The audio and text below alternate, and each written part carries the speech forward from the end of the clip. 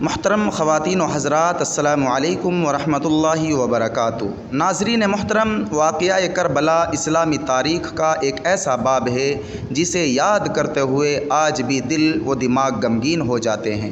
10 محرم 61 ہجری کو نواسۂ رسول صلی اللہ علیہ وسلم حضرت امام حسین رضی اللہ تعالی عنہ اور ان کے جان نثار ساتھیوں نے کربلا کی سرزمین پر عظیم قربانی پیش کی۔ کربلا کے واقعے کے بعد لوگوں کے ذہن میں ایک سوال پیدا ہوتا ہے کہ آخر یزید بن معاویہ اور عبید اللہ بن زیاد کا کیا انجام ہوا۔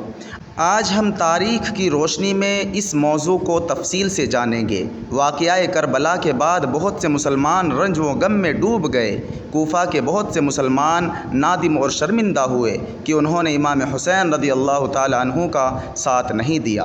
دوسری طرف یزید کی حکومت قائم رہی، لیکن کربلا کا واقعہ اس کی حکومت پر ایسا داغ بن گیا جسے تاریخ کبھی فراموش نہیں کر سکی۔ یزید بن معاویہ کی موت۔ یزید لگ بھگ 3.5 سال تک حکومت کرتا رہا۔ واقعہ کربلا 61 ہجری میں پیش آیا، جبکہ یزید کی وفات 64 ہجری میں ہوئی۔ مؤرخین نے اس کی موت کے بارے میں مختلف روایتیں نقل کی ہیں۔ کچھ مؤرخین کے مطابق یزید ایک بیماری میں مبتلا ہوا اور کئی دنوں تک بیمار رہنے کے بعد اس کی موت ہو گئی۔ کچھ روایتوں میں آتا ہے کہ وہ شکار کے دوران گھوڑے سے گر گیا تھا، لیکن اکثر مؤرخین بیماری والی روایت کو زیادہ مشہور بتاتے ہیں۔ وفات کے وقت اس کی عمر تقریباً 38 یا 39 سال تھی۔ اس کی آخری زندگی سیاسی پریشانیوں سے گھری ہوئی تھی۔ مدینہ میں واقعہ حرہ پیش آ چکا تھا اور مکہ مکرمہ میں حضرت عبداللہ بن زبیر رضی اللہ تعالی عنہ نے اس کی بیعت قبول کرنے سے انکار کر دیا تھا۔ آخر کار 64 ہجری میں شام کے علاقے حمص کے قریب یزید کی موت ہو گئی۔ اب عبید اللہ بن زیاد کا انجام دیکھتے ہیں۔ عبید اللہ بن زیاد کوفہ کا گورنر تھا جب امام حسین رضی اللہ تعالی عنہ عراق کی طرف سے روانہ ہوئے تو یزید نے کوفہ کے انتظامات اس کے حوالے کر دیے۔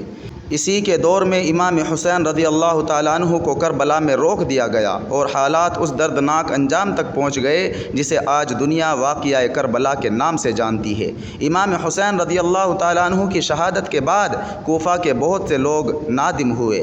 کچھ سال بعد مختار ثقفی نے ایک تحریک شروع کی جس کا مقصد کربلا میں شامل لوگوں سے حساب لینا تھا۔ 67 ہجری میں عبید اللہ بن زیاد ایک بڑا لشکر لے کر آگے بڑھا اور دوسری طرف مختار ثقفی کے مشہور سپہ سالار ابراہیم بن مالک اشتر میدان میں اترے۔ دونوں لشکروں کے درمیان دریائے خاجر کے قریب سخت جنگ ہوئی۔ گھنٹوں تک لڑائی جاری رہی۔ آخر کار عبید اللہ بن زیاد کی فوج شکست کھا گئی اور وہاں جنگ کے دوران میں وہ مارا گیا۔ تاریخی روایت کے مطابق اس کا سر کاٹ کر مختار ثقفی کے پاس بھیجا گیا۔ بہت سے لوگوں نے اسے کربلا کے مظلوموں کے لیے انتقام الہی کی ایک صورت سمجھا۔ سبق: ناظرین، یزید اور عبید اللہ بن زیاد اپنے دور کے بے حد طاقتور لوگ تھے۔ ان کے پاس حکومت تھی، لشکر تھے، اختیار تھا اور دنیا کی طاقت تھی، لیکن وقت گزرتا گیا اور سب کچھ ختم ہو گیا۔ آج کروڑوں مسلمان امام حسین رضی اللہ تعالی عنہ کا نام محبت اور احترام اور عقیدت کے ساتھ لیتے ہیں۔ کربلا ہمیں یہ سبق دیتی ہے کہ حق اور باطل کی جنگ میں اصلی کامیابی سچائی، صبر، استقامت اور اللہ کی رضا میں ہے۔ اللہ تعالی ہمیں حق کو پہچاننے اور اس پر قائم رہنے اور ظلم سے بچنے کی توفیق عطا فرمائے۔ آمین یا رب العالمین۔ عزیزو، اگر آپ کو ویڈیو اچھی لگے تو لائک اور سبسکرائب ضرور کریں۔ شکریہ۔